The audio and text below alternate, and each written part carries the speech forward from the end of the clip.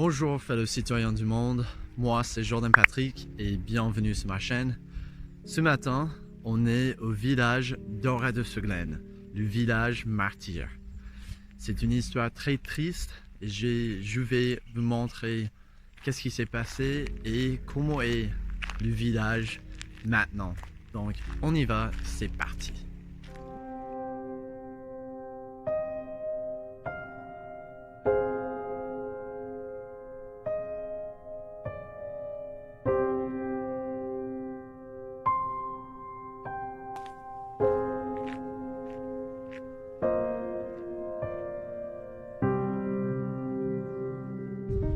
Ce village est à 23 km de Limoges et pendant la Seconde Guerre mondiale, c'était un village qui était vraiment vivant. Il y avait plein d'agriculture dans la région. Il y avait un tramway que vous voyez là qui va dans le centre de Limoges. Pendant la guerre, c'était pas touché. Et ça a tout changé le 10 juin 1944, quand le 4e Nazi SS Group était commandé d'aller prendre 30 otages d'Auray-de-Seglaine. Par contre, ce chef a planifié la destruction de ce village.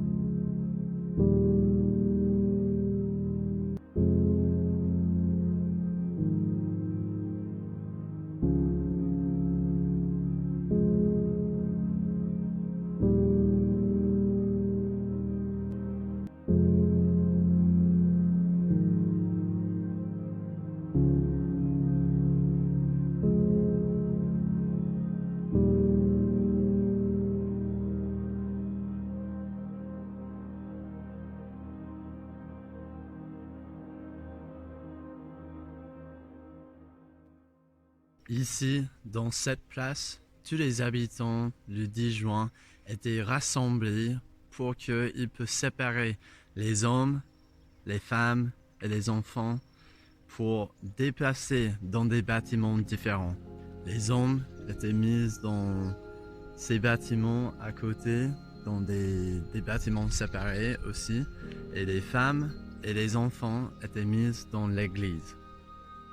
Là, c'est un exemple d'un bâtiment que les hommes étaient mis dedans et le chef a fait une explosion et c'était le son que les soldats ont attendu pour commencer de faire des armes sur les habitants innocents.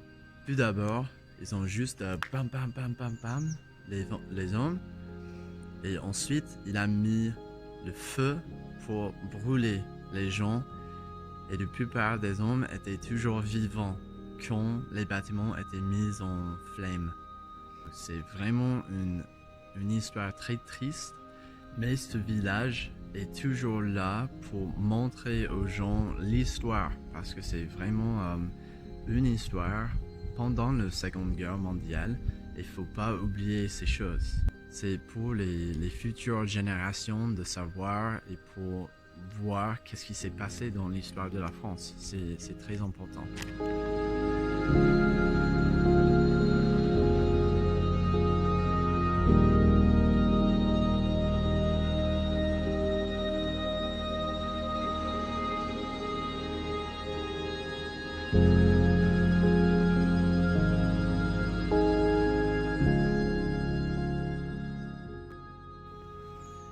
Ici à l'église, c'était où les femmes et les enfants étaient mis aussi.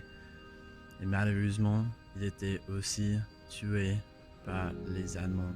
Alors, ce jour-là, le 10 juin 1944, 642 personnes étaient massacrées. 240 femmes et 207 enfants. C'est vraiment une histoire très triste, mais faut pas oublier parce que c'est une partie de l'histoire.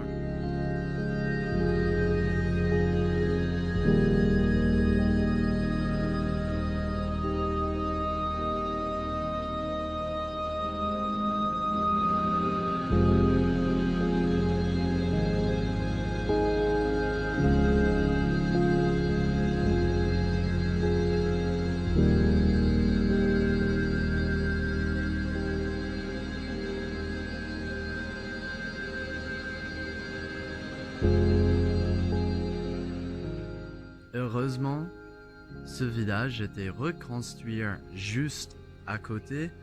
Donc pour les gens qui étaient touchés, leur famille, ils ont les droits d'avoir les propriétaires dans la commune à côté. Donc c'est vraiment bien qu'ils ont reconstruit. Et aussi, je vais vous montrer comment ça regarde la nouvelle commune.